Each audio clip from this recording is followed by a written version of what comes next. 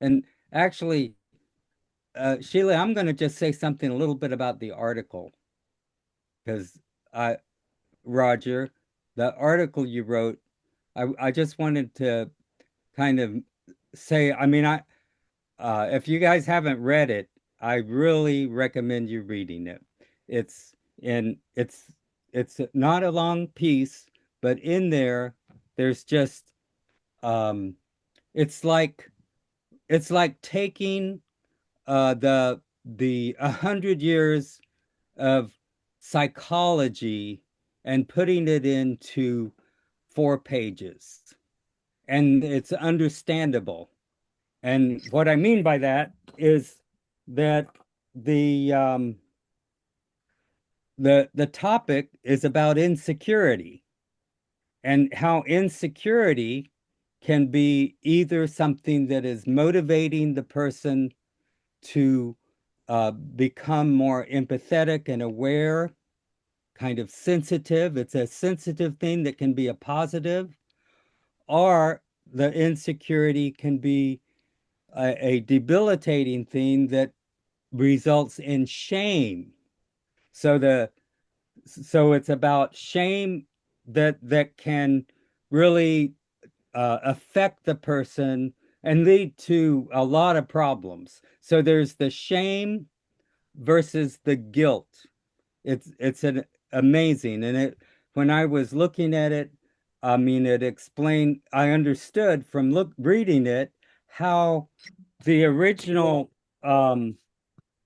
the original kind of uh like like the inferiority complex or the inferiority and all of those issues we have about ego and self-esteem and stuff like that are all wrapped into these two concepts.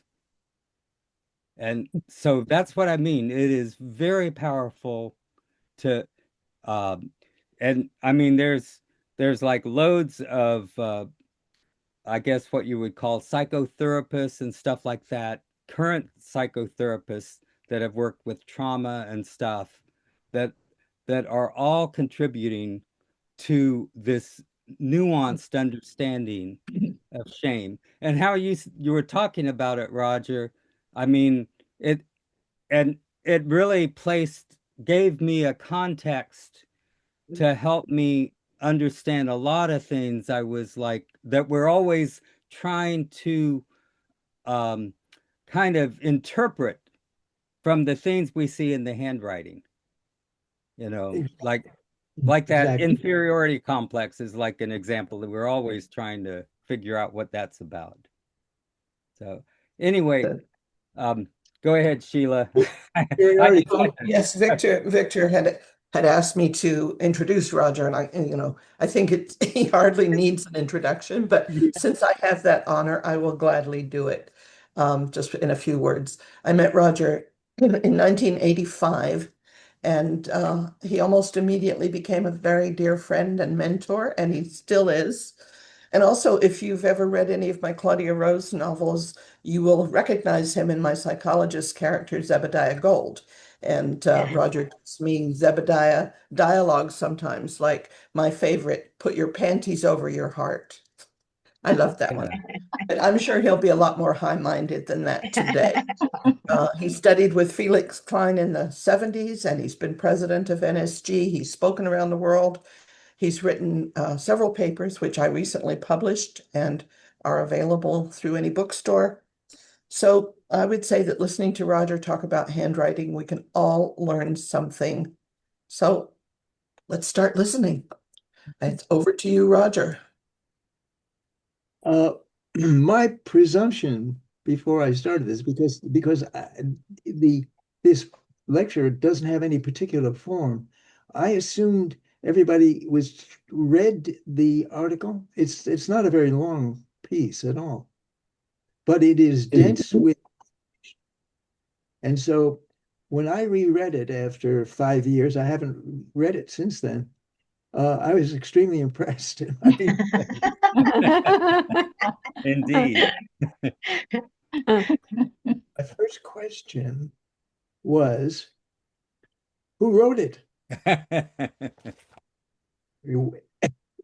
It didn't feel like me. It was too I'm not a true academic, but it felt quite academic and but not remotely academic, not high-minded and inaccessible, but it was to the point, and which is the way I prefer. I like it that way.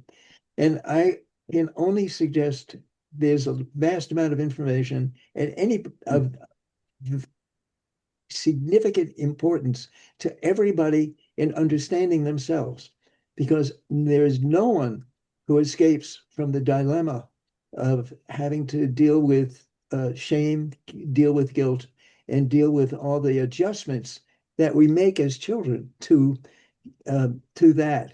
And of course, and it all begins, in the really earliest possible stages, which is uh, before, during the first year, and especially during slightly beyond that as well, and then into the mid threes as well. And so we're all subject to whatever this paper discusses. And one of the, as um, Victor pointed out, one of the interesting contrasts is between shame and guilt. Um, and it is taken as, and I agree with it, it's taken as, in order of developmental significance, shame is earliest in the developmental stage, and guilt is secondary. Guilt comes second. And shame is the feeling that you are of no value, or are inadequate or worthless, and it's a diminishing feeling of who you are. And you spend so many of the people, us and people that we know, spend all of their lives trying to overcome that or to confront with it. And it has often occurred with it occurs incidentally with guilt. And the reason guilt takes a higher position in the developmental stages is guilt is not based on your feelings of worthlessness, although that it could engender them. But guilt is based on the violation that somebody feels, as that the person has committed a violation of their own personal values, of the things that they think are important. And that's the basis of feeling guilty. You've made it's not a fundamental attack on your essence and your identity, but on the way you perceive yourself and the way you behave. It's a behavioral thing more than anything else, the way you conduct yourself.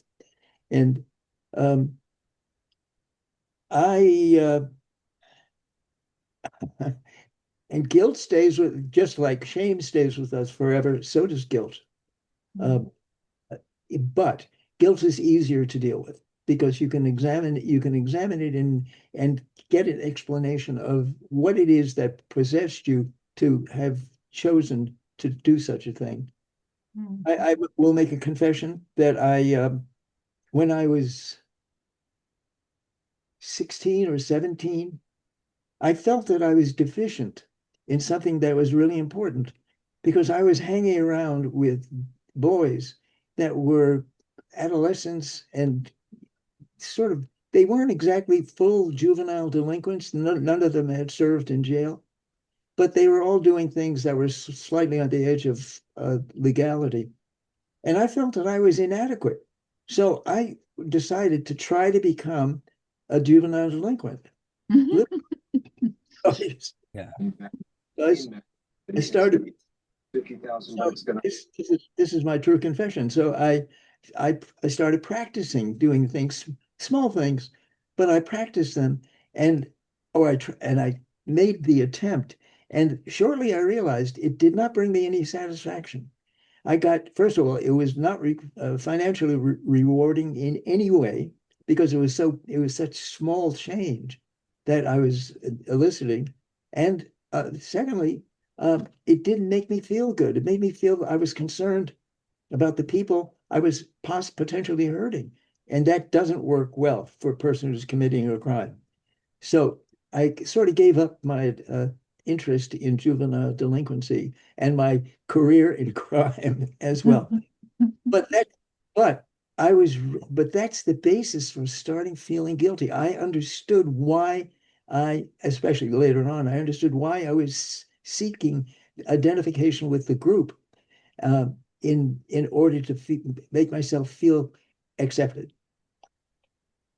But um, shame is a whole different story. Shame comes about because essentially um, feeling abandoned, feeling unloved, feeling unworthy, and the infant doesn't know how to interpret that, and partly because the infant has no words to describe it, as and all the infant does is feel, and the feeling is that I'm not good enough to be cared about. Um, Especially if there was some care shown at some stage. Usually, most infants experience some degree of somebody caring somewhat about them. And then, if that's rudely interrupted without any preparation for whatever good reason, uh, they feel that what did I do that was not right? Why is this happening to me? And this is an unconscious process. Definitely not, they're not using those words, but it's a sense of feeling as an explanation for events in the outer world. And they assume the blame is theirs. There's something that is wrong with them that turns the nurturing parent away from caring. The person who did give me something no longer wants to give me what I deeply want. Of course, most infants are breastfed or the equivalent of breastfeeding, but they they understand that is nurturing and warmth and acceptance, that experience. But when it's withdrawn and not offered, then readily, and the infant is desperately in need of reassurance. Very often it's not there. We all of us have to face the issues of deprivation and abandonment. Um, I think everybody has some memory of being abandoned. I can tell you one of my earliest memories is I was 3 years old. It was an intense memory of my mother. We lived in an apartment, and my mother told me that she had to go out to buy milk. There was a little store very close to where the apartment was. So she left, and she said she'd be back in a minute or 2 minutes.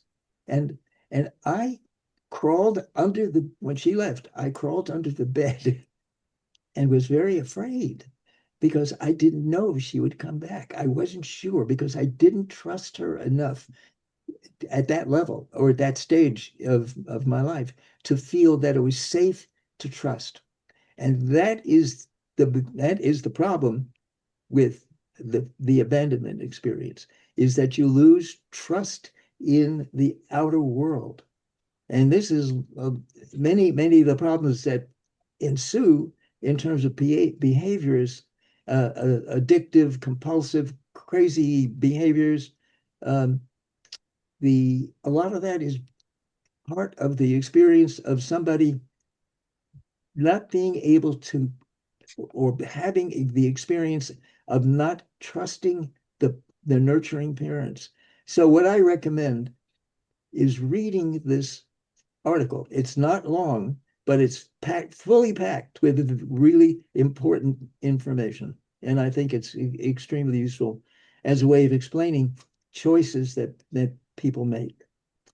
So when Victor uh, read this article and thought that it would be great to present it, I asked him, how is the presentation going to be? What's the format for it? And he said, whatever it is, you'll find out. Basically, it'll evolve. It'll become whatever it becomes. So here we are, actually living up to his description.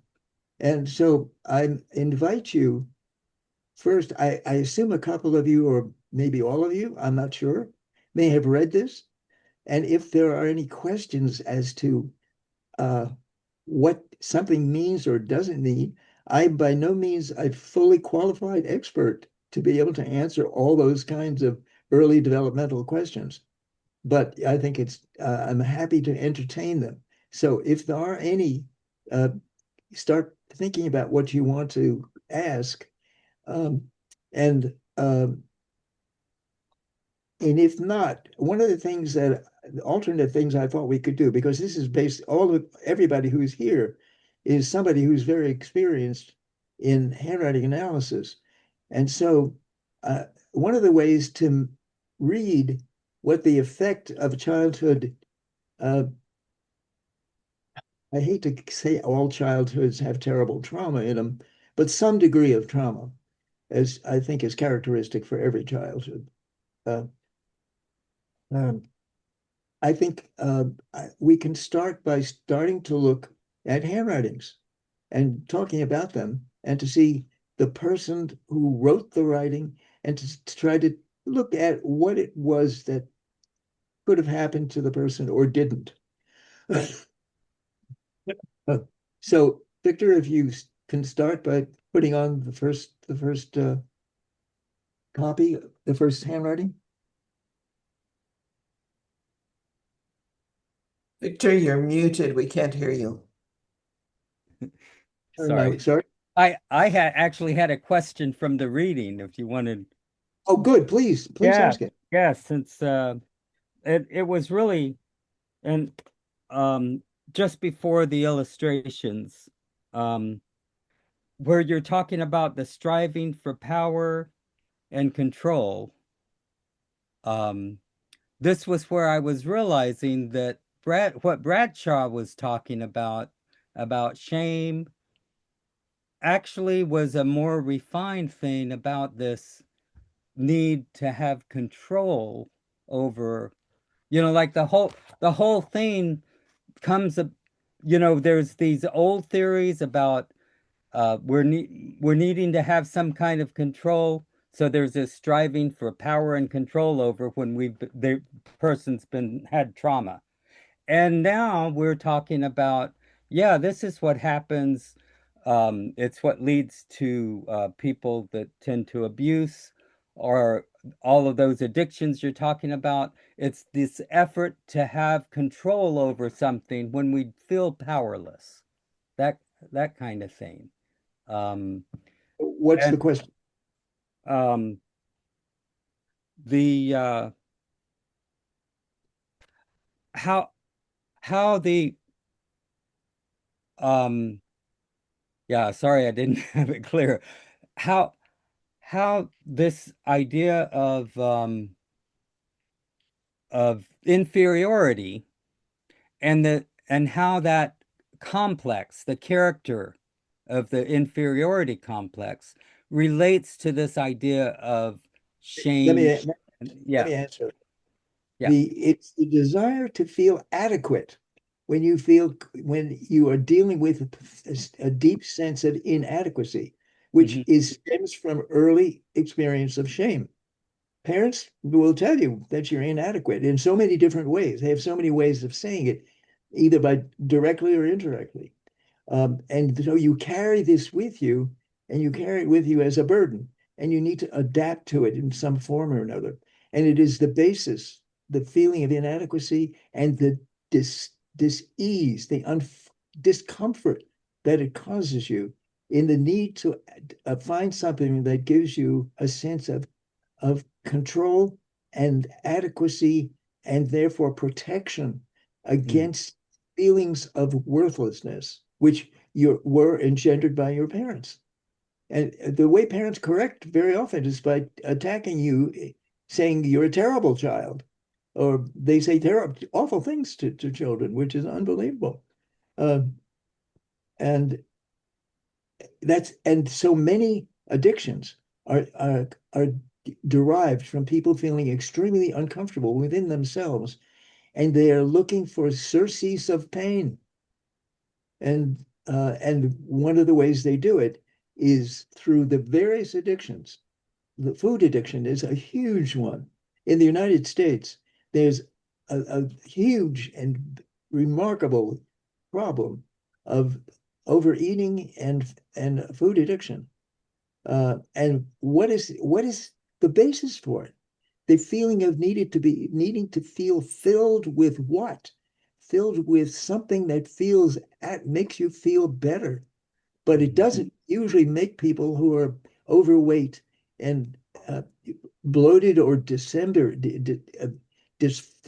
in some way feel better because after they finish the eating, the the initial flow of adequacy or relief disappears, and then you have to do it again. So one cookie then is not enough. It has to be another cookie and another. And then you're hooked on a pattern which keeps reinforcing your negative self-image and also makes you feel awful about yourself, but it doesn't help you get rid of the urge to eat. Mm-hmm. But it's a typical addiction issue. Yeah. Most addictions have that cycle. It's used to ease anxiety. I've known a number of people in Alcoholics Anonymous, and one of the things that alcohol does is reassure people that things are okay because it takes away the sting of self-awareness. Mm-hmm. It's precisely what they are terrified of. They don't want to think about themselves. So all addictions give you a chance not to think about yourself. I'm thinking about bulimics. Bulimics use vomiting as a way of discharging all the negative feelings that they have over and over and over again. It doesn't really stop them from doing it over and over again, but because they know it doesn't cure it in any way. And so addictions then become self-fulfilling. They keep repeating Right. themselves over and over again. And the basis for it is shame. It's based on shame. And if you are ashamed of something, most addictions have some shame element in it. Um, and they're all, by the way, addiction takes all kinds of forms. But it's always a way of retreating from the present, your present reality, or reminding yourself of what is real within you. Even reading can be an addiction, a way of avoiding reality, a way of avoiding people, and a way of avoiding the external world. Um, let's see, there are so many other wonderful uh, odd addictions. And by the way, there's like a whole list of addictions that are listed in this paper, which are very uh, sort of surprising. Um, uh, being good, being acting good, Yeah. and being acting nice, and wanting people to like you. And so acting as if you want to make them feel good because you like them or you seem to, which is just a disguise because you want to be cared. It's to cover up the memory of not being cared. Do I hear you say something, Victor? Mm-mm. No. Okay. Okay. Um, so the basis for all addictions is the feeling of shame. And it's accompanied very often thereafter by feelings of guilt that go with it. So that they are interwoven. But the source reason for it is the essential shame.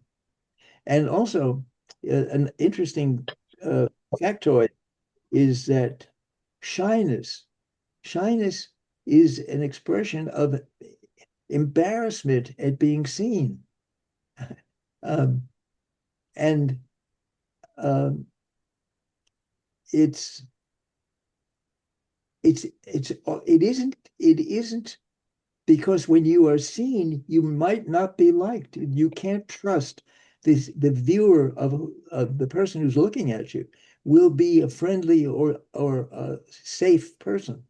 So you become very embarrassed because you don't know what to do when you are seen because you had no experience as a child of being seen even unexpectedly and cared about. And the person shows genuine concern and interest in you instead of in some way scaring you. Just just a little sidelight. Was somebody else have a question or want to say something? Roger, I'd like to add just a couple things. Gabor Mate, the physician who's written extensively on trauma and addiction and childhood disturbances. Most recently, he's written about a book called The Myth of Normal: Trauma, Healing, and Illness in a Toxic Culture. And he says an infant's first experience with shame is the breaking of eye contact with the primary nurturer. And I just think that's a very powerful image when a baby is just looking for the gaze, that as soon as the gaze is broken, the baby's response is, "What's wrong with me? What did I do wrong?" And it's all pre-verbal. But I just think it's so important to see that it starts there. And um, he also has talks about trauma as not what happens to you, it's what happens inside of you as a result of what happens to you. And I just think that's a very it's something, trauma can be something bad that happens to you, and trauma can be the neglect and not having your needs met.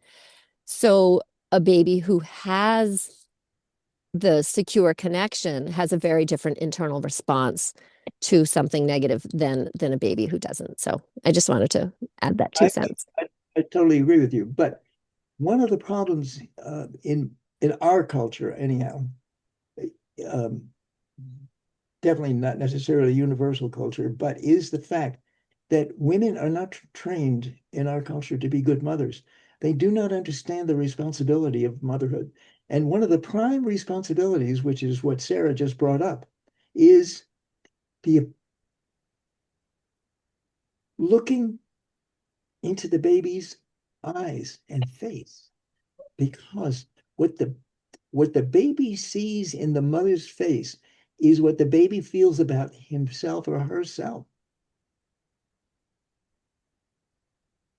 The baby identifies with the way the mother is feeling and then internalizes the way she's feeling if she is smiling, if her eyes are soft and caring and caressing.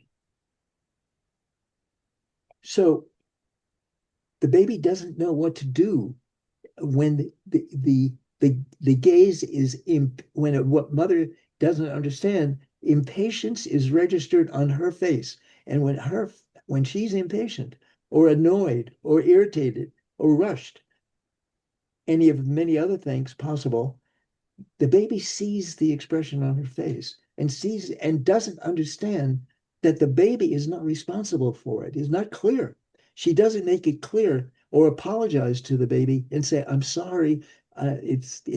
Yeah, I understand that I had to do this and it's not your fault," etc.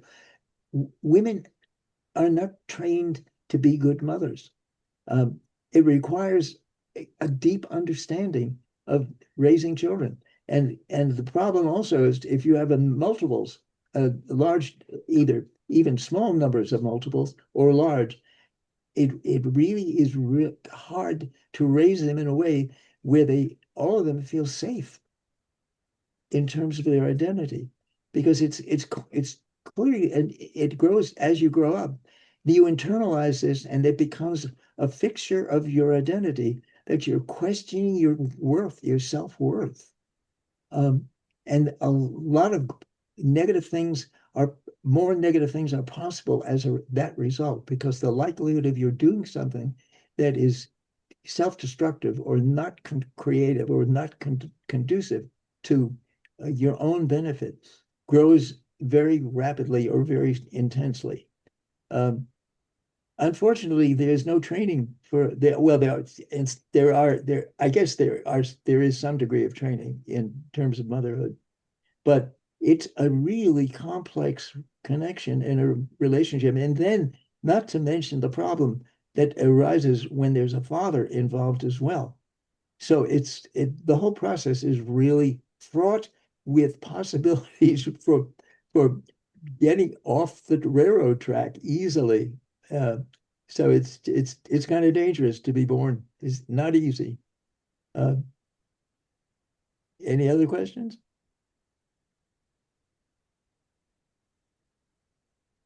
Want to show the next? Let's look at the first one. Yeah, I'll bring it up. Hold on a second here.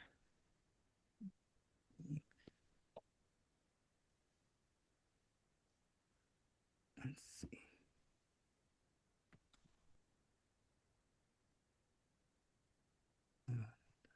Okay, there it is.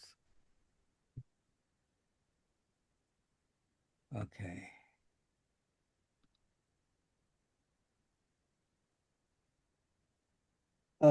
You can you show my comments about the writing as well, so that people get an idea of what I Oh, let's see. Oh, is that on the on the bottom? I think it is.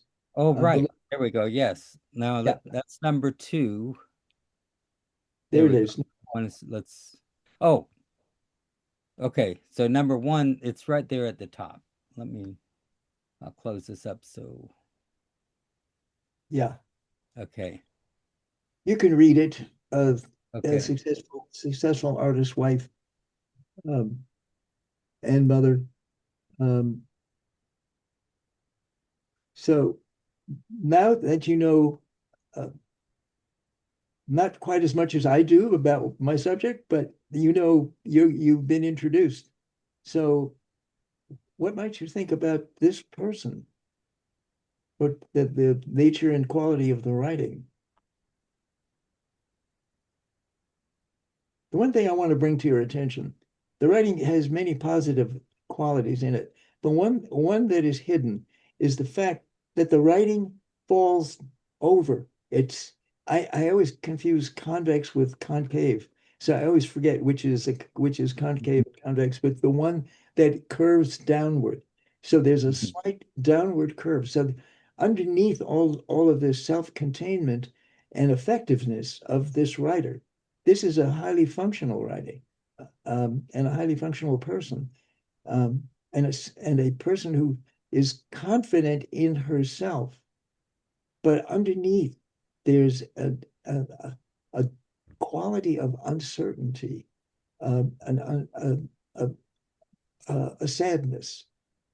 It's quite well controlled. She doesn't have her release is in her art, not in behavior, but she gets a lot of release through her art. She's an artist, but she's not an experimental artist. So she's not an artist that takes a lot of risk. As you can see, this is not a risk-taking kind of handwriting. Um, but she is, she has a capacity for display.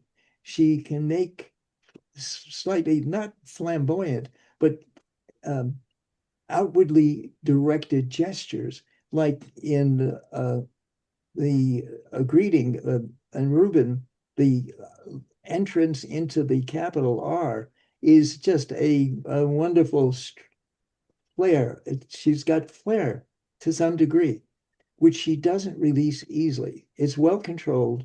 Everything is well thought through and very careful and very conscious. She's an extremely conscientious person, and anything she does, she completes.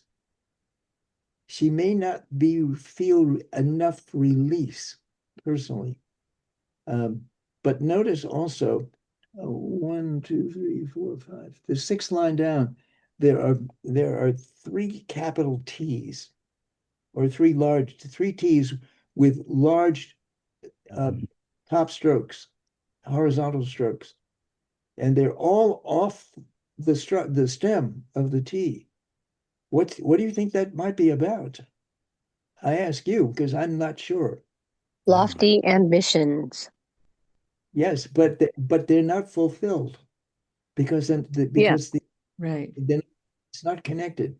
She sees more than she's able to, or thinks more, or fantasizes more than she's able to complete.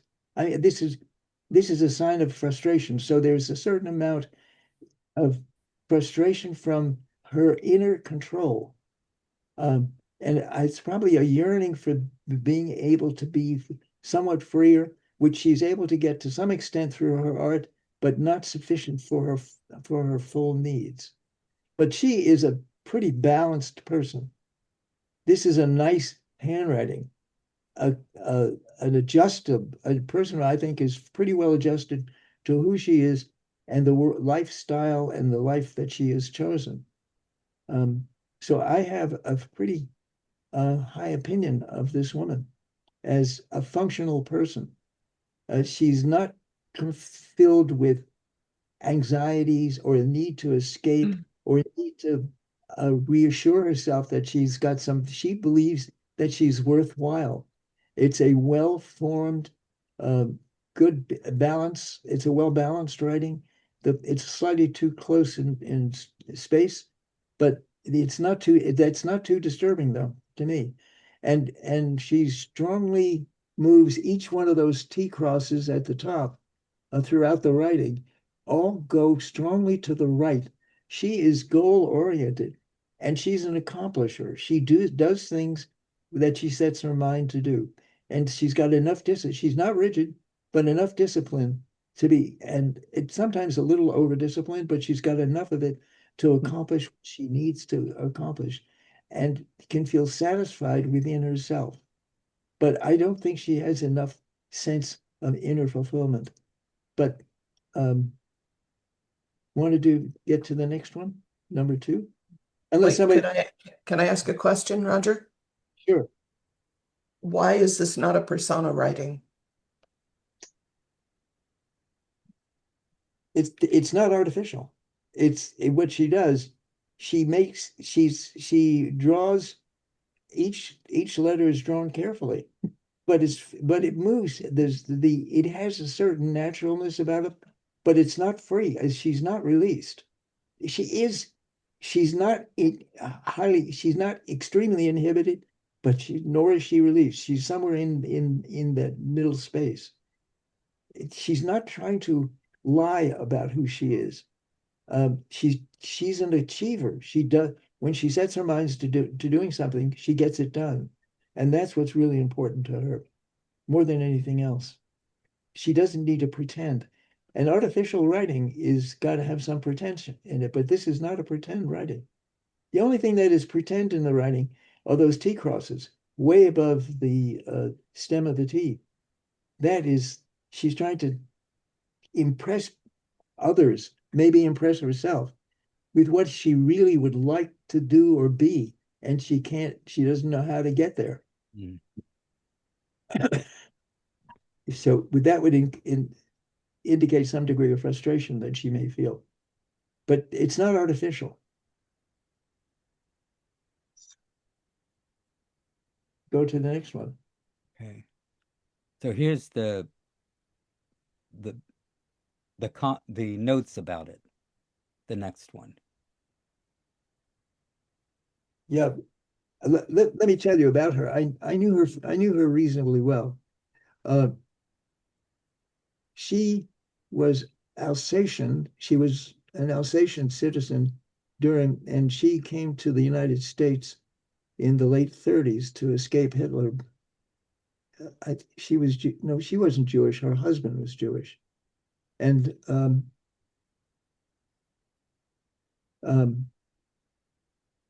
she was a psychiatrist in Europe, in Alsace. And when she came here, she studied again to pass the tests, psychology entrance exams, which she did, and she became a very successful psychiatrist. And I knew her not as a psychiatrist. I knew her at the end of her life, and when this was written. She was 75 years old when I met her. And at that time, I had been fired from a job in Minneapolis, and I was back in New York, and I was sort of adrift, and I didn't know what I was going to do, where to go. I didn't want to continue working in the world that I was in then, and in the work world that I had come from, and I didn't know where else to go. So we would have wisdom conversations, and it was based on the fact that she, at the age of 75, was now leaving the United States to go back to Alsace-Lorraine, and and she was depressed or feeling unhappy about it because she was had to give up her whole world of working with people. And so, and I was slightly depressed because I had no idea where I was going. I was much younger at that time. I was she was 75 and I was in my 30s. And so what she did, she said to me, uh, and she's the one who is responsible for what happened to me in a very profound way because she was deeply understanding and deeply supportive. She suggested something about when I said, I don't know what to study, I don't know what to do.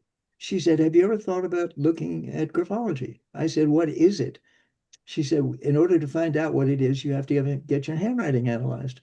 And that's what I did. I got my handwriting analyzed by Felix Klein. And he said, when I went to see him, he said, well, you're intelligent enough, but and you're sensitive enough and you're psychologically sensitive enough, but you have problems with concentration. And he was right, which means it's one of the things you actually need as an adjunct ability. You have to be able to focus very carefully. Yeah. At any rate, she guided me toward um, handwriting analysis and Felix Klein, incidentally. This is her writing at the age of 75 when she was feeling slightly depressed. And if you notice at the end of the first line, there are three bass lines on that line. It's as if she's living in three different levels of awareness simultaneously. And she does that often. And the line right below it also has, there's there's distinctly two bass lines. And she does that throughout her writing, which means that a person can function on different levels simultaneously. She also was very intuitive, very insightfully intuitive. So she was a very aware person and a deeply sympathetic person. Any questions or any thoughts about this writing? You can see the capital I, by the way, is a European I. Mm. And notice that the top of the I has an angle on it, and in the opening sentence, and that's where her mother is. The mother was cold, and she didn't particularly like her mother. But the father and the nurse, the nanny, were very warm, and they're the ones who provided the mothering that she had. And she was a person who had deeply embedded, nurturant feelings about people, and she understood them in a sympathetic, how shall I say, empathic way. She was an empath, but highly intelligent as well. So she's responsible. I give her credit, and rightfully so. And we corresponded after she moved to Alsace, and um, she she was not happy there because she loved working. She loved doing the work that she was doing, and she was sad at leaving. It isn't so much the regret, but it's the sadness of giving up a whole life uh, for something that was at that time thought to be important for the couple. Um, any other comments you would like to make? I'm just noticing the garlands related Yes, to her um, she's a her true ghost. and stuff. Yes. Yeah, yeah, that. She cares about people. Hmm. She identifies with people. She's empathic and thoughtful and highly aware of them. And she has wonderful breaks um, between letters sometimes. And it's I'm just looking at the way and the simplifications. It's quite a simplified writing, and um, it's a pleasing writing. You look at writings and you think you get an impression. And the impression I had of this writing was a highly developed person. I mean, this is a mature person. There aren't too many of them out there, as all of us know. Um, so Well, and I get the feeling of that of resilience, even though she's having that sad, there's this oh yes, energy about it, I guess is what I'm saying. There's I agree. Absolutely. a She has spring. she Yeah. has she has inner resources. She truly does. Roger, what would you say about the mixture of T crossings? Several of them are bowed with pressure from below, and then others are just straight, but they end in a point. Mhm. And in let's see. Yeah, they're slightly bowed. That's pressure from the bottom. That's pressure from the current world she was living in. Um, but they are very well placed. I was more impressed by the placement. She's very reality oriented, but she also is very intuitive. So, and she's was a wonderful interpreter of dreams as well. Um, it's a very developed writing. It's a very grown up and developed person, and it's a warm, embracing kind of person. And she has, and the form, space, and movement are all very developed. Mhm. Let's go to the next one. Okay. Number 3. So here, Number three. Go down a little bit. Oh, there's number three. Let's see. yeah, Let me remind myself of this guy. yeah. 65, right-handed, retired psychiatrist.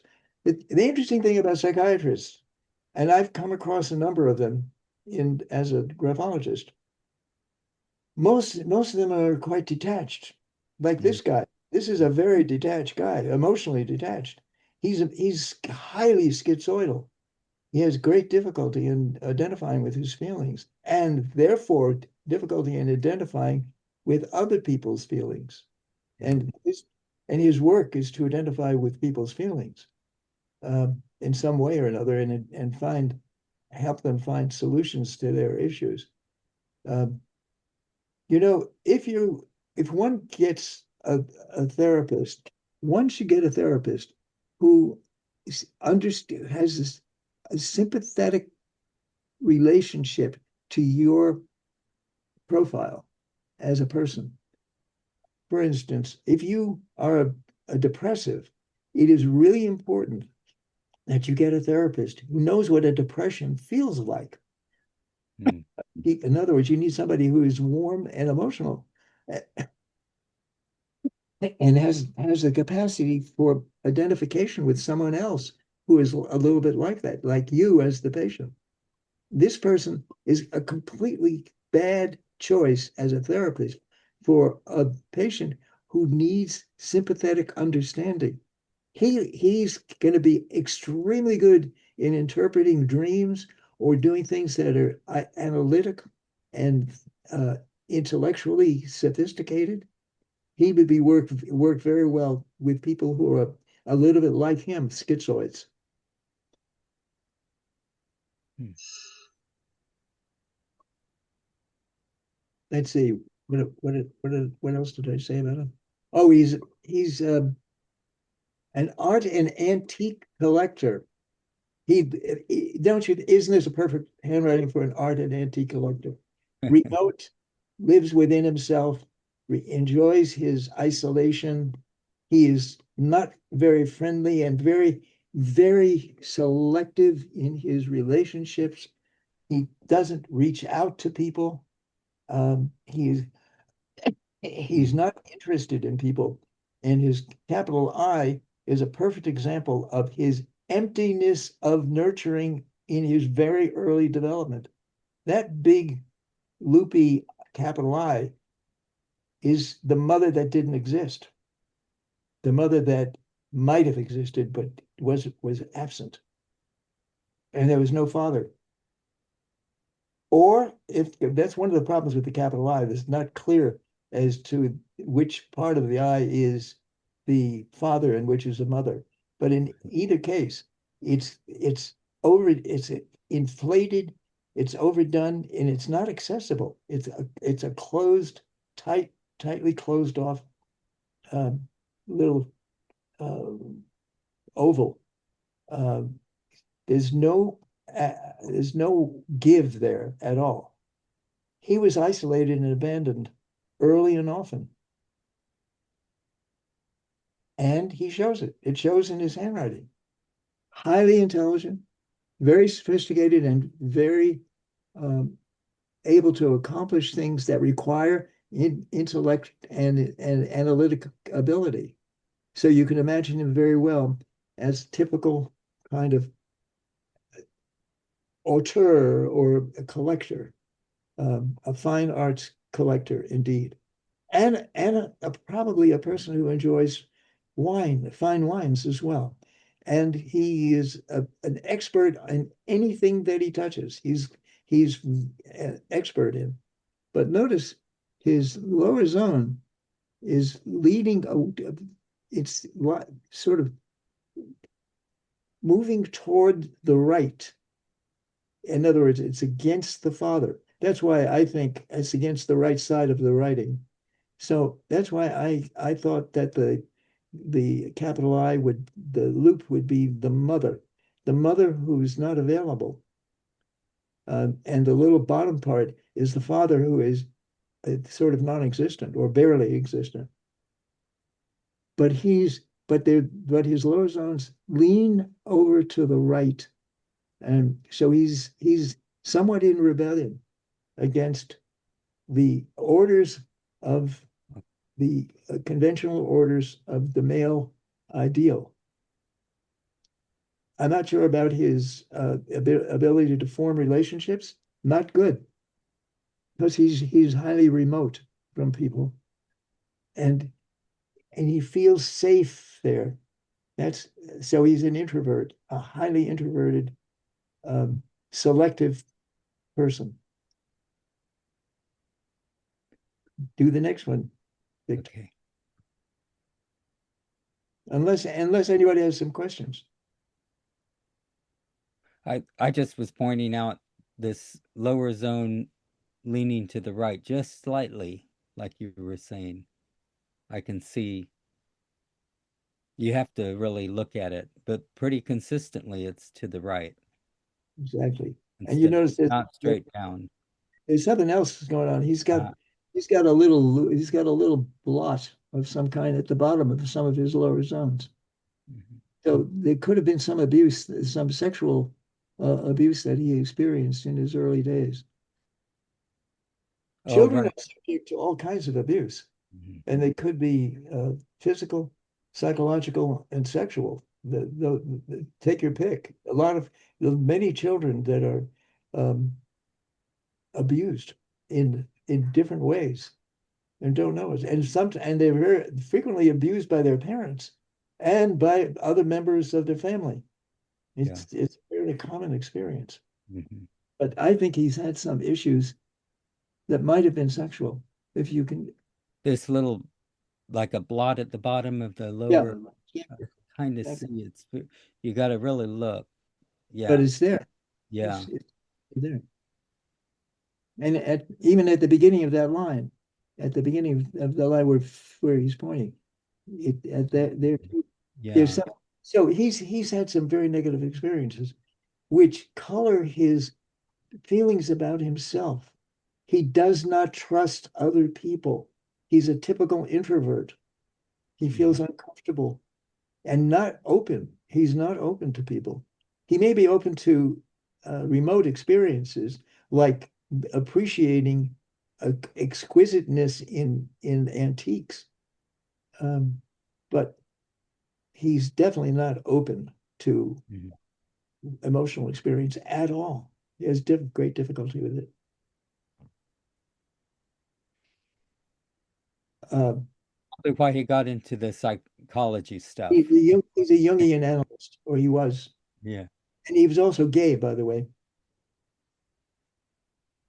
Um, let's see. Yeah, I wanted to just make a comment here, actually. I mean, what fascinates me is how the like when you were saying about how the characteristic shyness relates to shame. There's, it doesn't have to be an intensity, but it gives like a structure to understand how so many different personality characteristics can have this framework. It gives you a framework for how they all tie together and what they're really saying. That's uh, that's what fascinates me about what I understood from your article. exactly, Yeah. exactly. But it all starts at the beginning, Hmm. and it's so profound. Most people, most parents, women especially, don't know how profoundly important beginnings are. And they are working, usually most women are working entirely on their own, off their own experiences. And that's what we all do. We all project our own experiences. Dostoevsky said a wonderful observation, made a wonderful observation about other people's, about experience. And he said, the humiliated in turn humiliate. In other words, what was done to the person who is in charge of a child passes that on to the child. Pet does what was done to the what was done to him, he or she will do to the people that he or she engaged with. It's it's inevitable. And this is true of you see it all the time that people and people in choosing uh, partners choose either their identifications with their mother or with their father, sometimes a combination of both. But those are the ones that they're attracted to, and they don't know why. I mean, it's not like it's written that this is the way it should be, but there are certain elements in the other that remind them of their early childhood experiences, and they are hoping that this time I'm going to be with somebody who will give me what it was that I didn't get when I was a baby. And why am I back to this screen? I just put it back. We're at about uh five more minutes Oh, to the end of really? the hour. Yeah. I we can look at the other one if you like, or have discussion on if there's questions, I was thinking. Well, what does everybody think? If they're interested in looking at some more different Well, handwriting? this is Roger Rubin we're talking about. Let's give him Exactly. 5 more hours. I I'm I'm I'm with it. He's on. Stay as Yeah, long as we can. Okay, this is my idea. okay. All right. What's the commentary that I made on Right this guy? here, Oh I yeah. think. Yeah. So read it. Male 46, right hand. Want me to read it out loud? High-powered investment banker, narcissistically deprived, over-controlled as child, toilet trained at age 12 months. Stop there. Yeah. Do you know what it is to to toilet anybody who's a parent? Do you know what it is to toilet train a child by the age of 12 months? Do you realize Yeah.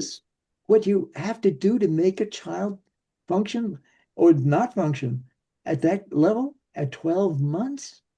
Do you know what the child has to go through in order to control himself? Well, this was a boy child. Control Yeah. himself and not to hold back. It's a terrible, terrible, how should I say, burden or abuse of the child's inner nature. And the child cannot do it successfully. Or if he does it successfully, he has to sacrifice so many other needs because he's focusing so deeply and completely on having to control his urge to defecate. It's Yeah. awful. And yet, and the parents say excitedly, he did it at 12 months. Isn't he a wonderful child? Without realizing what a horrible thing you just did to your kid. By the way, that's a very Germanic thing. The Yeah. Germans are very proud of maintaining control over defecation. This is an important issue for many Germans. Uh, what else did I say about it? You know, Roger, that brings up a thing about the parenting and stuff like that. Um, because there's like training for parenting that was in the 50s. My mom told me about this. That was really a problem. It was like it led to a lot of problems. So there were like these teachers giving parenting, not teachers like these kind of men's psychologists that thought they knew how to parent, doing this training. I think Dr. Spock was one of them. My mom was saying, and they didn't really know anything about parenting.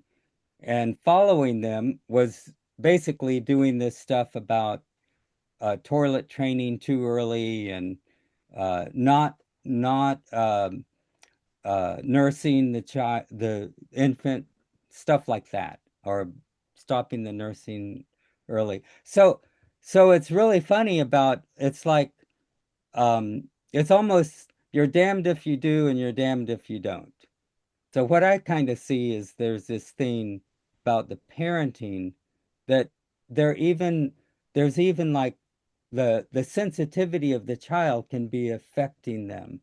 And anyway, that I just wanted to bring that up because I know there's a big discussion around issues of parenting, and it's a big discussion. You know, I just Well, want to. it is the crucial discussion, It actually. is a very crucial discussion. Yeah, yeah.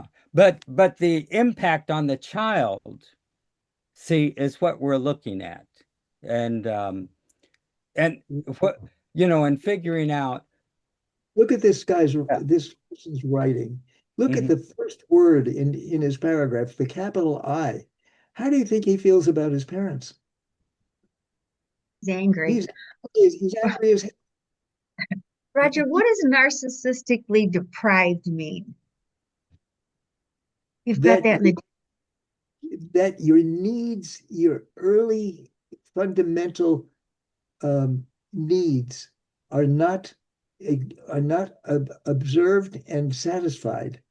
oh, That it's feeding and touching and cuddling and uh, paying attention to and being available and reliable and present, and not letting them scream all night because you're giving them food on a schedule. It's it's not acknowledging the needs of the where the child is coming from at the earliest stage, and that's the stage that they need it the most for reassurance that life is not too bad. It's that I can survive this difficult life. oh, thank you.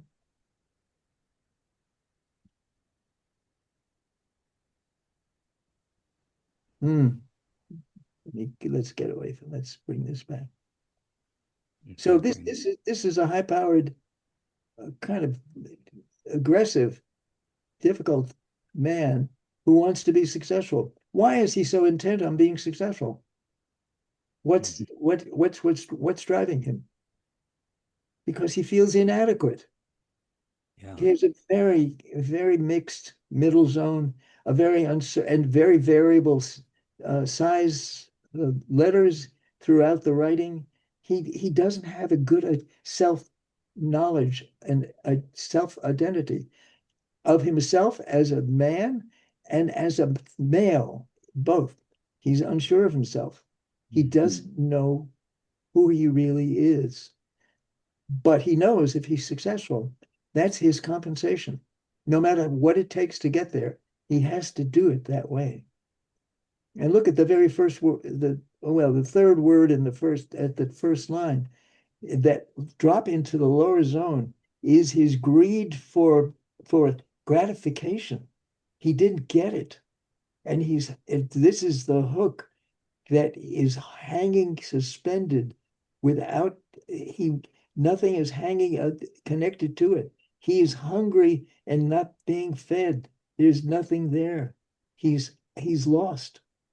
His unconscious is not available to him except in an aggressive way. He's quite comfortable in being aggressive and demanding and successful. He's successful in the process as well.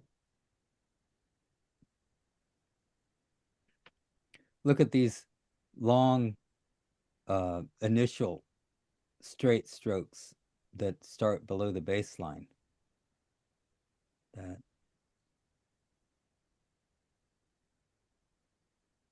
He's a terrible boss because he's not consistent. He wasn't treated consistently either. He was treated very inconsistently by his parents. And the part of what is required is a certain degree of reliability. When you cry, somebody hears you. When you're wet, somebody is going to pick you up and dry you off. You need some sense that everything will be provided for you, and you don't have to scream your head off to get attention. All you need to do is just show that you need it or experience that you need it, and the other person, the parent, will provide, will be available. This is what is required, but so often not provided at all. I love when parents think that it's good to feed children on a schedule. Only I will not feed this child until it's 3 a.m. and then I will. I don't want to get up earlier. You know, that kind of attitude that parents have. It's terrible. The child will scream his or her head off, telling you he's desperate for attention and a relief, and he doesn't get it. And that's what happens later on in life. It's the basis for self-loathing. What have I done wrong? How could I have deserved this? I must be that I deserved it because the child has no other way of measuring or feeling.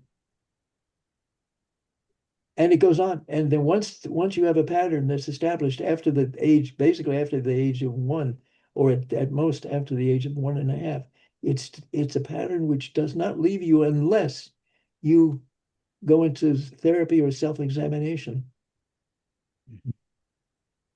When I speak to people, when I do sessions with people, I tell them I know why we were born. There are 2 reasons why we were born. And so this is and they look at me like, who do you think you are to tell us the truth about the meaning of existence? So I say, this is what we're supposed to become or do. First is self-mastery.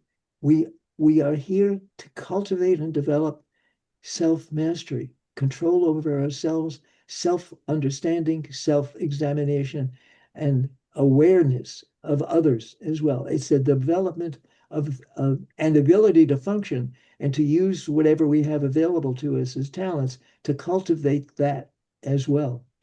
The second is to open the heart center. And, you know, in the Catholic religion, there's a word that is used for what that is. It's called agape, AGAPE, where in the meaning of that is to be able to see what the other person feels and to identify with the other person and the needs of the other person. It's sympathetic identification with the other person. But the important thing, it's not just with the person, but with anything. It is trying to become one with things around you sympathetically. Now, that's not an easy thing to do. It's easier if you're born with that tendency, for sure. But those are the 2 things I think that are the purpose of life. In order to be a fuller person and to be a part, be realized at any level of realization. This is a you can see this is a very demanding person. You would not like to work for this guy. He's hard. He's hard to get along with. You can imagine what life with him as a wife or as a child would be. He is not sympathetic. He is because his own needs have been neglected, and so it's so clear. He's so hurt, and his inner self is so damaged. He's wounded. This is a wounded person, and he will inflict wounds on others. Remember, the humiliated in turn humiliate. And that's him. And this is what he'll do in order to win. It's also Donald Trump. I find this interesting. Here you were talking about this anger to the father, and then that's reinforced or reflected down here with all of this resentment again and again, repeated here. Very kind of a Yeah. But he has problems with his pattern. identity. Yeah. He doesn't know who he is as a person. The way he knows who he is as a person is by being successful. This is a substitute. Making money or being, scoring victories, whatever that means to him, that's the way he identifies as being real, not anything else. But the problem with it, it doesn't bring satisfaction because he needs to keep doing it. This is a compulsion. That's that addiction, one of the addictions you were talking about. Yes, exactly. Trying to get his, like, the status seeking, the social status, the money, to make himself feel better. That's right. What Hmm. you want to do is when you walk into your bank, you want people to know who you are because you have a very big account in the bank and they acknowledge you. That's what makes you feel good. It doesn't make any difference whether they mean it or not, but that's what he's looking for. But he's looking for more, but he doesn't know how to get it. His lower zone is so unfulfilled, so hungry for something to latch onto. He has these hooks that are waiting for something to flow by that he can eat or to consume, and Yeah. then it's not there. Anyhow, just another lost soul. Go to the next one. Okay. Here's the Oh, writing. Roger, can I ask a question? Sure, of course. About this Wall Street guy? I'm noticing on the last line that while I am, that I is softer than the other I's, which are all angular. This one at least has some rounded forms, so I guess that's as soft as he gets, but at least it's softer. Let us say that maybe he gives a nice Christmas gift to his personal assistant, but it doesn't make Oh, him soft it really doesn't. The thing about him, he's unpredictable. He's changeable. You don't know what mood he's going to be in when he comes in to work in the morning. You don't know what to expect. Yeah. And if you go up a little further, up back, Okay. no, stop. The line that begins, I just a little above where you were. I can't or couldn't. Yeah, I could. I could. You look at the I, the capital I there. Just above the little paragraph, just above where you have this, you observe this slightly rounded eye. At the top, of that eye, there's a little extra, a dot or something. So something, yeah. So there's some negative stuff that I think probably happened with his mother. His mother was not available to him. Clearly, this is not a person who is looked at by somebody and trusted in it. He doesn't trust anybody because he doesn't trust himself. He knows that he's variable and can't rely on his consistency. And he never experienced any consistency when he was a kid either. May I ask a question, Roger? He Sure. is sitting in front of you. What are you going to say to him?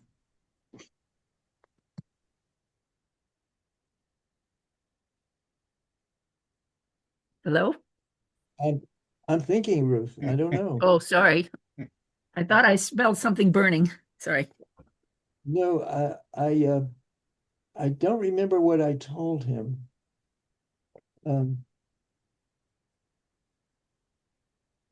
He's quite intelligent. I'm sure one of the things I told him was he needs to find some way to feel more satisfied other than just making money. And the real satisfaction doesn't come only from making money. It comes from using yourself in an inwardly productive way and experiencing that as something valuable to you. And that's what he needs to start practicing is using his intelligence in a more constructive way. It's very easy to say this to him. It is not easy for him to accomplish that. Very hard because he's so connected to his style of avoidance of feeling and his unpredictability. Being predictable and consistent within himself is pretty difficult. It's unbearable. Hard for him to do that. He needs freedom. This is the freedom of not caring. But he doesn't care about himself either at the bottom, except for being successful. Thank you. I'm not clear why you think he's so variable because seems to me he's pretty irritable all the time. He is. He is. He's unpredictable. He's very unpredictable. So you never know how he's going to respond. But he's quite intelligent, and he can understand. He picks up things and knows how to use them, and he only uses it briefly and impulsively. He's high. There's a high impulse level that he has in addition. So, Can you Okay. please point out the unpredictability trait? Where is that located? the unpredictability is in the extreme variability of all the letters. They change. All the letters are different. There's no consistency in the way he's writing. That's nothing is consistent and can like it like you can depend on him being the same all the time. In other words, he never received there's a certain chaotic quality in his emotions. He his emotions are very variable. Everything about him is the middle zone is extremely variable. Even just the height of each letter or each part of the letter, That's right. even between the letters, it's variable. Right. Yeah. Um, But the shapes of the letters or the his forms are his variable too. movement to the right Okay. is pretty strong. You know that he wants to get something that he's interested in getting, and he will do it in a variety of ways. This is not a person you can trust either. You just don't know what he will do uh, the next time you meet him. It's not clear.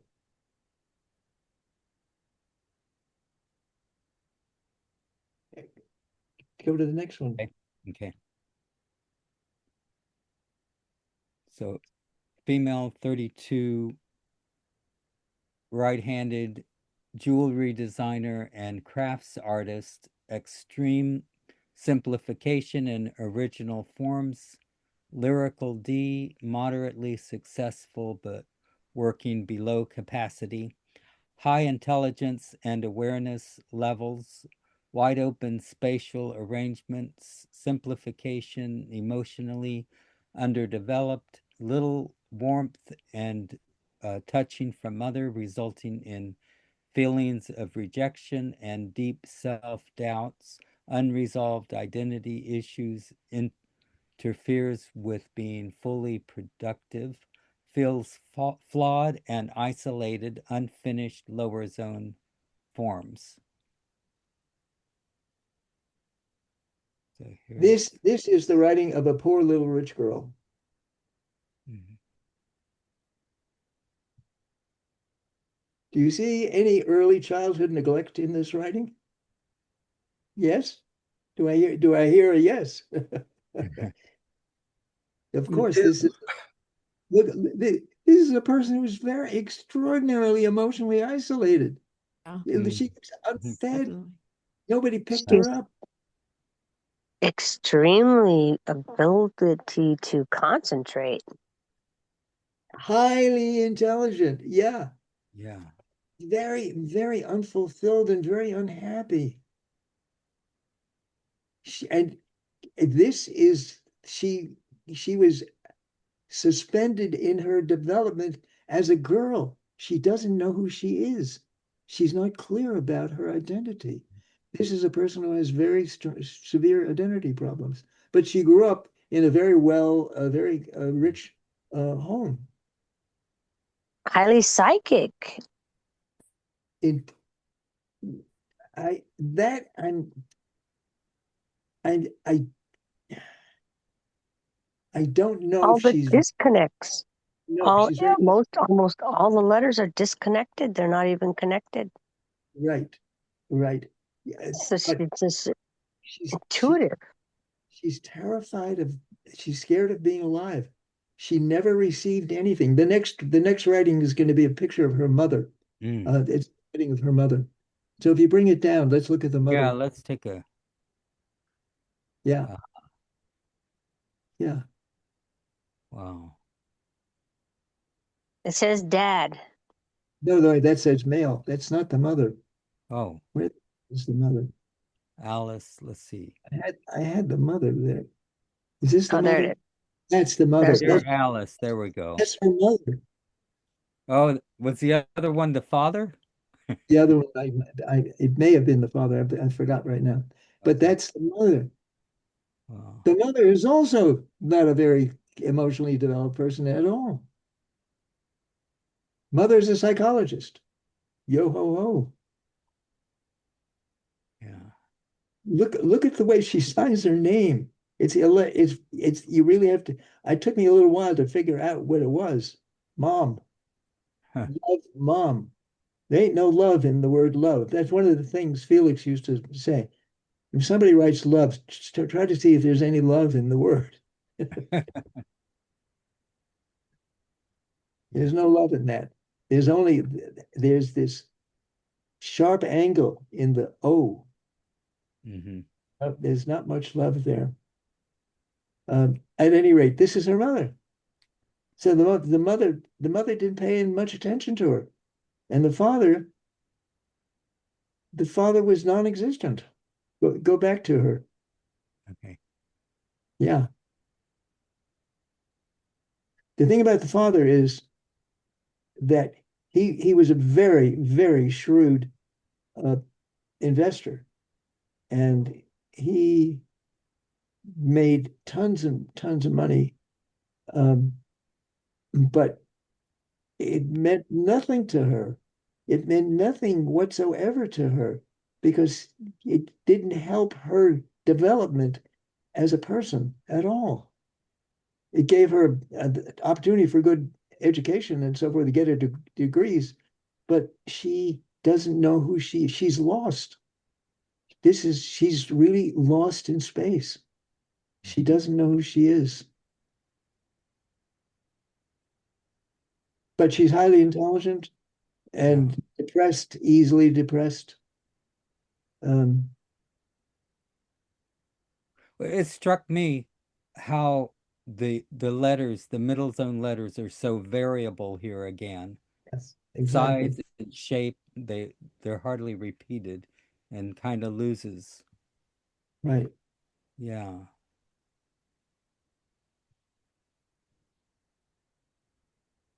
Losing their form even, Right. just disappearing, like here in the end. In the But she was a what did she design? She designed ribbon. She worked for um a, a a house that a company that designed things that were accessories for women's clothes, like Mm. ribbons and things like that. That was the work she did.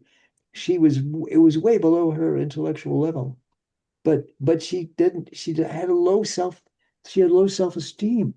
He She had had absent-mindedness. and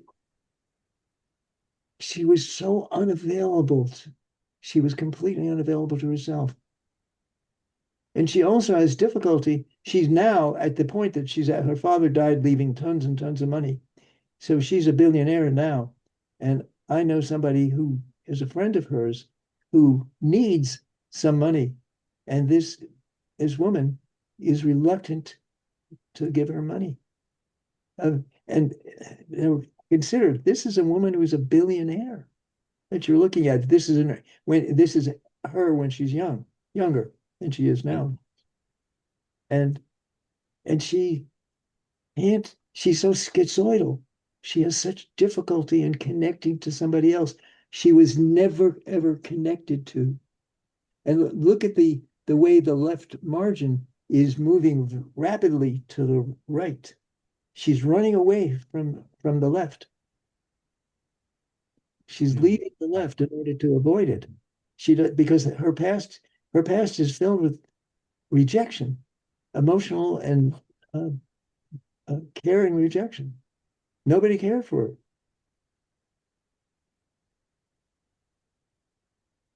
And this is Roger, was she an only child? Roger, no, was no, she had a okay. brother. Okay. Can I ask a question? The word on the fourth line on the bottom from the last word, that is supposed to be customers. There's no T. The T is smaller than the middle zone.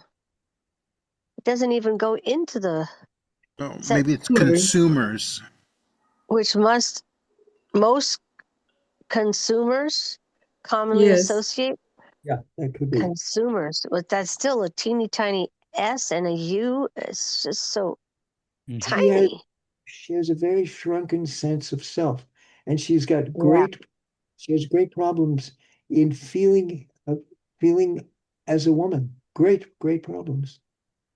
Of course, she married somebody who married her for her money, and that was a monstrous disappointment when she realized what it was.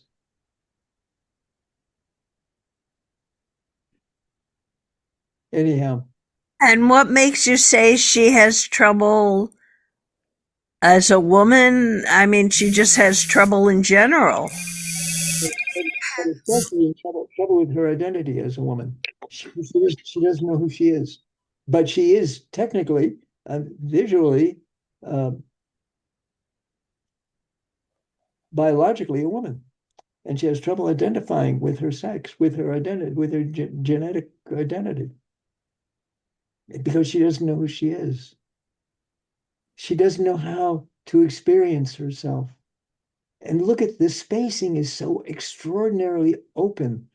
In other words, she has no connectedness. She doesn't know how to get connected to anything, including herself, which means she wasn't connected. And that's because her mother was remote. Yeah. Her mother was not connected either. This is more than just individual. It's multi-generational. I'm sure you've come across other generations of people who exhibit the same kind of problems. It's very Mhm. typical. Well, and even though, that brings up the question about someone had mentioned about intuitive because she has breaks, but her breaks are not, they're like stilted. They're isolated, just like the words are isolated, Yes, the exactly. letters are isolated in the movement. Oops. Uh, That's how she feels about herself. yeah. She feels she feels remote. You can imagine how she felt when she was a little baby and remote, and nobody was there to pick her up or care. It's gotten really small on my screen. Yeah, it happened here. Let me see what happens here. I gotta, I gotta, let me do this. Will that work? Oh, here we go. I can, there. Okay. Where was I?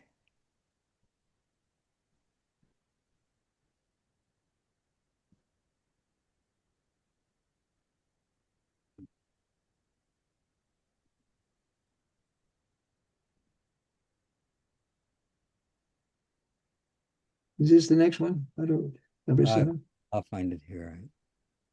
No, is that mom? No, that's something else. I don't know what that one is. Oh, okay. Is that okay? There's the mom. The- Yeah. Well, Dad and then mom. well, Yeah. yeah, there it is. There's mom. But this mother doesn't have the understanding. She's intelligent, but she doesn't have the understanding, the warmth, the caring, the ability to go toward another person. It's very upright and it's not leaning toward other people at all. She's a psychologist, of At course. least it's rounded. Yes, that's right. But rounded may is a form. It's not necessarily what she really feels. That's true. And she also has some aesthetic understanding. The mother, I think, went to college, was studied art, and was interested in art. So the mother has interesting interests, a variety of them. Mhm. So, hello.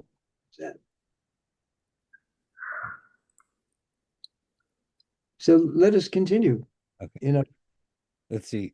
list of characters. Uh, Go past the mom. Let's go to somebody else. Okay.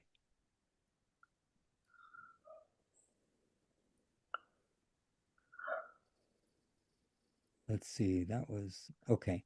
I think this is underneath it. Is that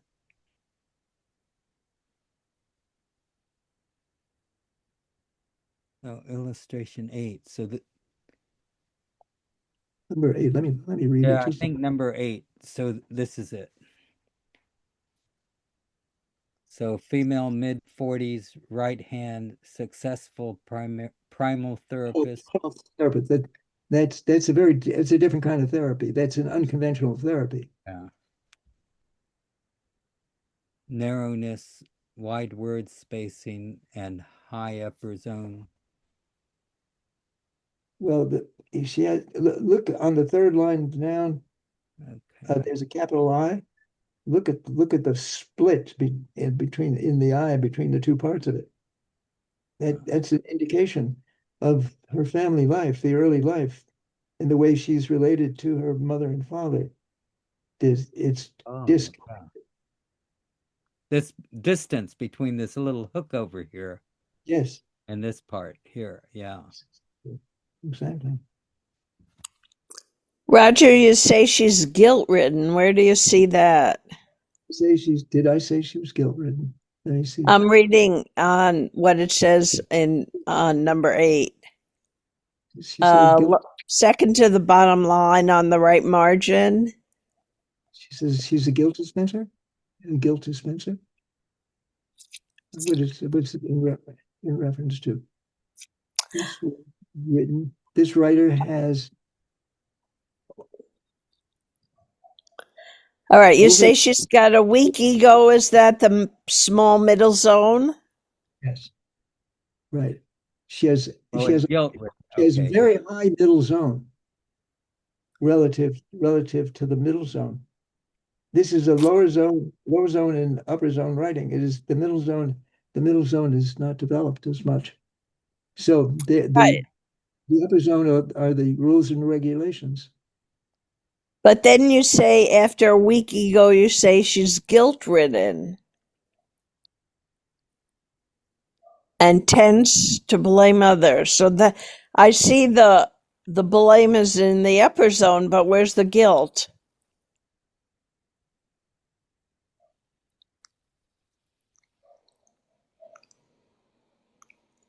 She feels bad about herself.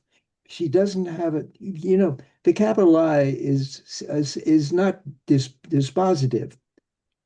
It's indicative, but it doesn't say factually that she's got a real big problem with mother and father, but it's clear that she does. And the middle zone is small, undeveloped, and tight. She can't, the only place that she can experience herself is in the upper zone and in the lower zone to any extent. And I see. I know I did made these comments on when I did a session with her, and I don't know exactly what it referred to precisely. Could I add something, Roger? Sure. My thought is, what you may have been thinking, the superego we see largely in the upper zone and the over control in the writing, and that would be where the guilt would be produced. Mm-hmm. Because the upper zone is too tall and the overall writing is too tight. Absolutely. Absolutely. But the thing that's interesting about it too is it's an extremely connected writing and very tight. There's no release in it. And the purpose of primal therapy is to release you from the things that hold you back, that inhibit you. This is a writing of a person who's quite inhibited. She has no release. And so her release is in the upper zone. And for some reason, I must have written that, and I don't remember exactly why. There must have been something that was suggested to me in our session. Anyhow, this is the writing of a woman who is very held back, inhibited, and restrained. She has no release in her writing. Nothing. She's trying to give other people release. Isn't that characteristic? We do to others what we would like done to ourselves. So she's trying to help people that way, but it's an expression of what it is that she actually needs, is that she's working out by trying to help people. So that primal therapy, that's primal scream therapy, isn't it? Where Yeah, you're trying to find that, release that. there's a physical aspect to it. Yeah. And then, In the belly, release that tightness in the belly with a scream, with your. okay, let's go to the next one. Okay. That is wild. She's trying to give to others what she wants herself. Yeah. Well, that's true. Yeah. That's what people do. All right. Writing Let's see if I can. Writing looks chaotic. It is. It's When you More write, so wild. My impression is that it's wild. here is the first part of that. The number Get up. 9, male 46, right hand. but no, it's not. I don't see it. It's Oh, not on my. can you see it? Well, the writing's on the next page, so I'll get there. The But next this was the description. Ranking police officer, now lawyer, and a writer. Both parents were alcoholic, resulting in severe early abandonment problems for him, and he's currently dealing effectively with his own substance abuse issues, difficulty controlling the writing instrument. His somewhat chaotic inner life leads to instability in emotional relationships and the overall. Here we go. There we go. Right. When you see a writing like this, that is chaotic. Yeah. The thing you can derive from it is that the likelihood is that he grew up in a chaotic environment in his very early life. That's a reasonable assumption. And he did, as you can see by understanding what was written, that he had two parents that were both alcoholic. That's not a blessing. That is a problem, of a profound problem. And so has a problem with constraint and control. And the thing interesting about him is he's quite engaged. He's the kind of guy that you can find in a bar room and have like an engaging conversation about not very much, but he's an engaging kind of guy, but he has no clear sense of who he is. He doesn't know because no one ever identified him for himself at all.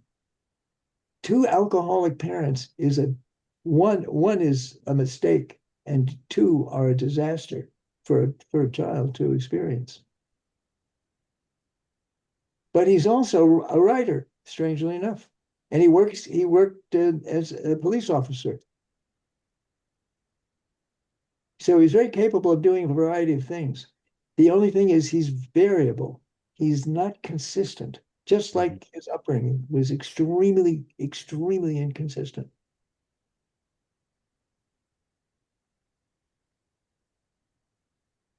So he's looking for structure. That's why that's he had no structure in his childhood. That's why he goes into police work, because police work is highly structured. And you think if you do that work that'll become you, but it doesn't work. Unfortunately, that's not how it happens.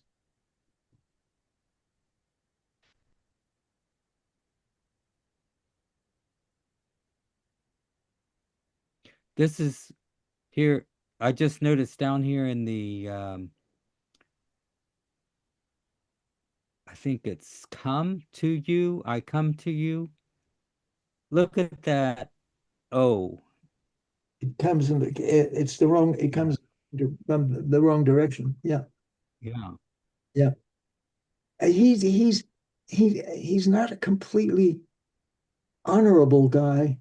He's willing to cut corners, and not because he's a policeman, but because he is who he is, because his corners were always cut when he was a kid.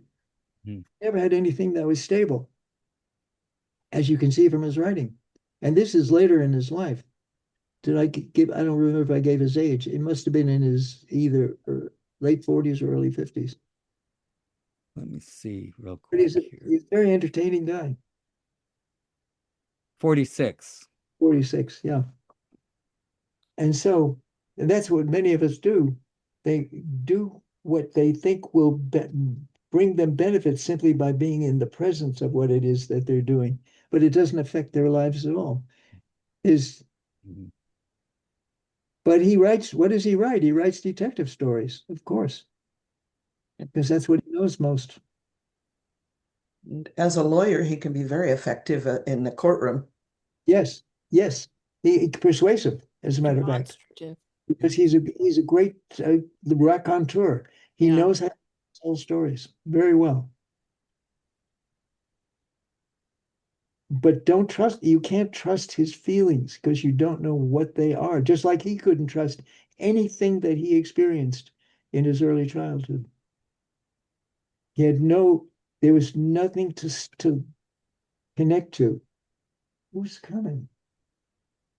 Somebody's coming upstairs to my apartment.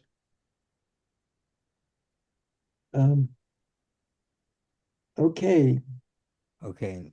Let's see. Somebody's coming and I don't know why, and it must be something that I'm supposed to receive, and I'm not sure what that's Do all you about. need to check that?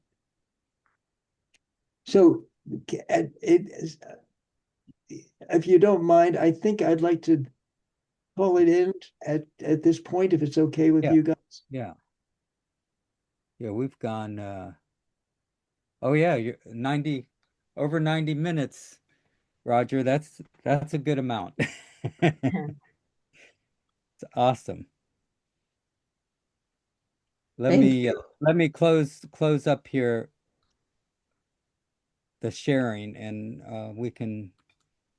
I'll say thank you. Okay. Thank you. Thank you. Oh, Thank you. thanks so much, Roger. Thank you. Yeah. We'll close Thank up. I'll you.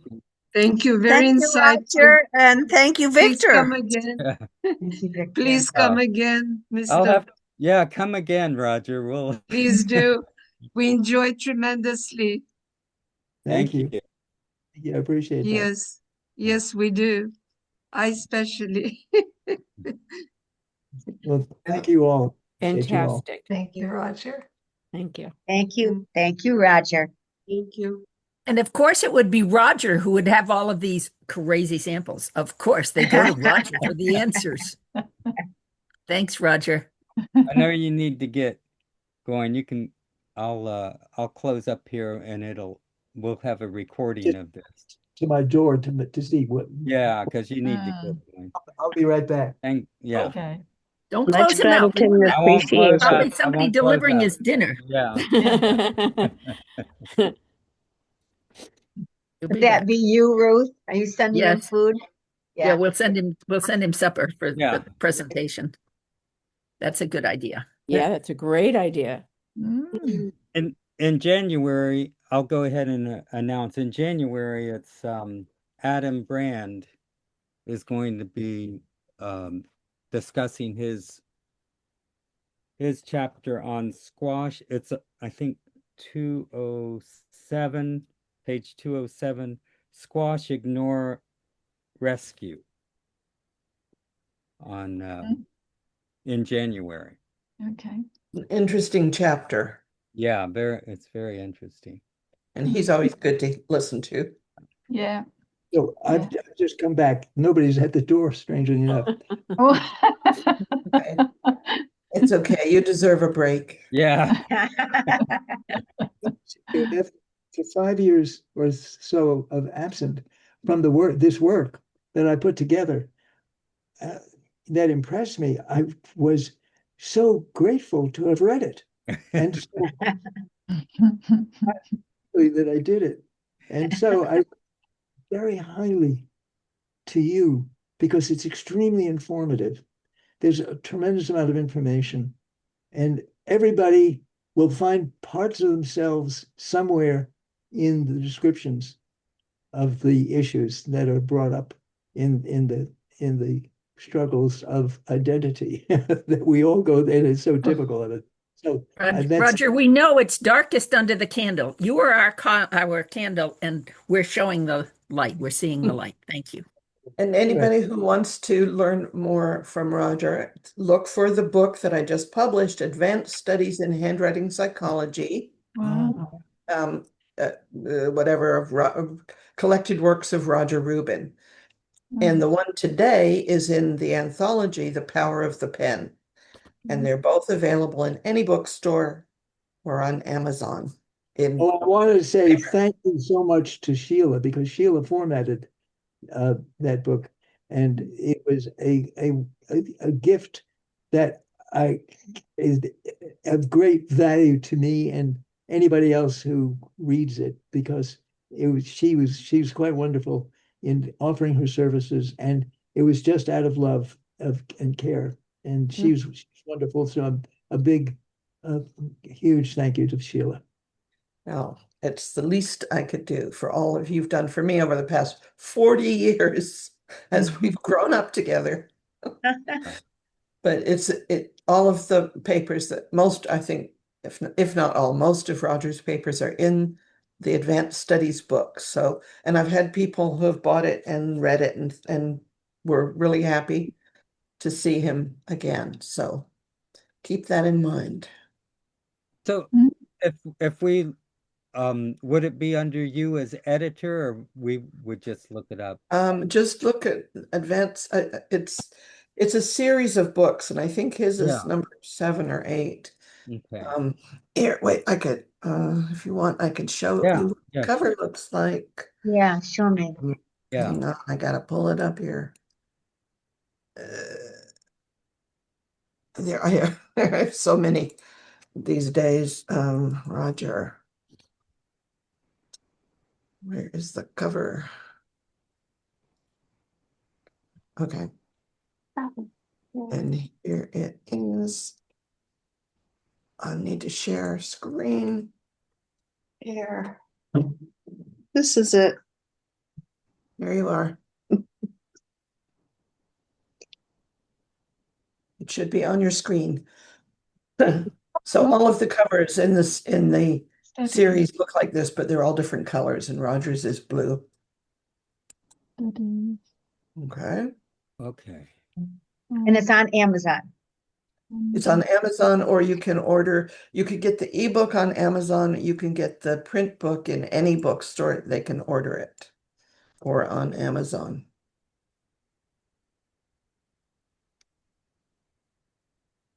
Thank you for doing that, Sheila. Yeah, that'll be my And then Christmas present. Okay. also, me. I don't know You'll if you're enjoy it. wanting to know Yeah, about I've this. got that one. Yeah, I've got Yeah. that one. So Yeah. The Power of the Pen, the subtitle, there's a bunch of titles by the first one.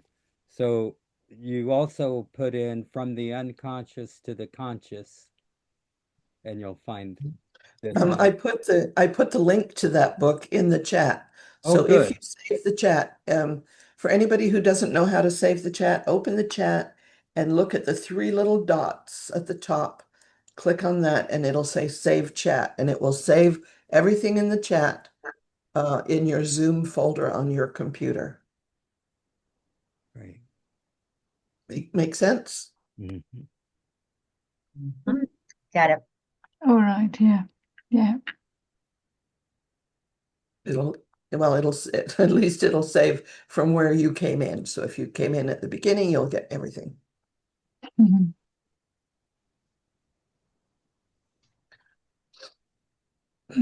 Sheila, can you tell me how many different lectures are in that book? I think there are like 7, 8. I'll tell you in a second. Roger spoke Yeah. here in Michigan, and Sarah put together 10 of his lectures and we sold it. Yeah. Sarah has a copy, but I want to know if this is the 10 lectures we put together. Well, I don't know because I didn't get them from you. They were just ones I had collected. But I know I think there's 10. There may be more.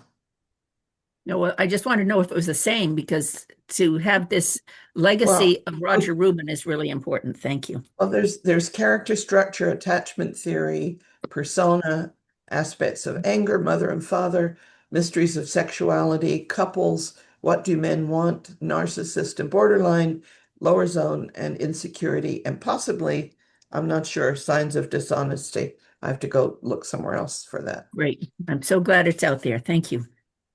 Yeah. Good work, Roger. Thank you. Yes. Okay. I'd like to just tell you one thing about the title. The title of one of the lectures that I gave is "What Do Men Want?" and it was based on Freud's comment about women, which was after 30 years of dealing with women, they still have one question. This is verbatim. This is what he actually said. After 30 years of dealing with women therapeutically, I still have one question which hasn't been answered, which is, what do women want? So I assigned myself the job of trying to answer that question. And then the corollary of that is the title of what the lecture was about, is what do men want? Because so I have to answer. You guys want to know? Yeah, go ahead. I'm curious. More. That's what Oh, yeah. not a specific nor more, but a general more, a feeling of moreness in every regard. Yes. And not only do they seek more, but they're willing to work for it. They're willing to put out an effort to get it. And that's the difference between men and women.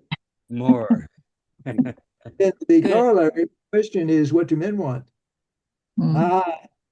I couldn't find, I was looking for a word answer for what do men want, and I could not ferret it out of my brain. So men want two things. Men want more for less, and they want it both ways. Mm. Got it? Women? Women know that. Yes, And it's every true. time I tell that to a woman, they say, "Oh, you're so right." Right. It's true. Yeah, yeah. So Well, anyhow, yeah, that's an interesting lecture, actually. Mm. Anyhow, I appreciate you guys showing up, and thank you very much. Thank Thank you. you, Roger. thank Thank you. you. Thank Thank you. you. I told Mm. you we'd have fun, Roger. It's a fun group here. Yes. We've we've lost a few of them, so I guess it must be time to go. Yeah. Mm. Okay, guys. Bye. Okay. Thank Bye-bye. you. Bye-bye. Bye. Bye-bye. Thank you. What's up? Thank Thank you, you. Roger. Hey, everyone. That was great. Yeah. Wonderful.